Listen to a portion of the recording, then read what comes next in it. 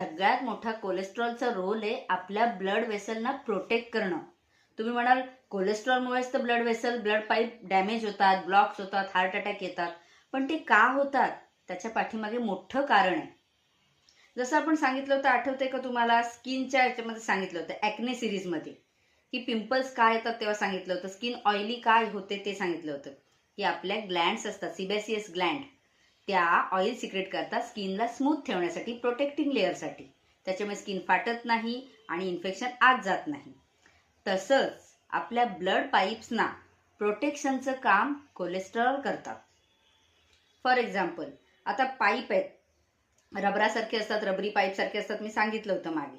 मग त्या पाईपना जर कुठे डॅमेज झाला, कुठे क्रॅक गेली, तर मग क्रॅकला कव्हर करायचं काम, त्याला प्रोटेक्ट करायचं. आपल्या स्किनला क्रॅक गेली की आपण व्हॅसलिन लावतो, मॉइश्चरायझर लावतो. त्याप्रमाणे त्या आतल्या पाईप जे डॅमेज झाले त्यांना प्रोटेक्टिंग लेअर लावायचं काम कोलेस्टेरॉल करतो. मग तो मेणासारखा घट्ट पदार्थ आहे ना, त्याला चिकटून जातो तिथे, जेणेकरून आपला पाईप, आपले ब्लड वेसल्स, आपल्या शिरा फाटू नयेत, त्यासाठी तो काम करतो. आता मग ते आता फाटतात कशाने? आपल्याला फाटणं वाचवायचंय, पाईपचं क्रॅकिंग वाचवायचंय. मग आता हे क्रॅकिंग कशामुळे होतं? जर आपल्या बॉडीमध्ये केमिकल इम्पॅक्ट किंवा टॉक्झिन्स फिरत असतील, जे ऑक्सिडेशन स्ट्रेसमुळे होतात. ऑक्सिडेशन स्ट्रेस कशामुळे होतो? तर आपल्या स्ट्रेसमुळे होतो, आपल्या थिंकिंगमुळे होतो, आपल्या बॅड हॅबिट्समुळे होतो.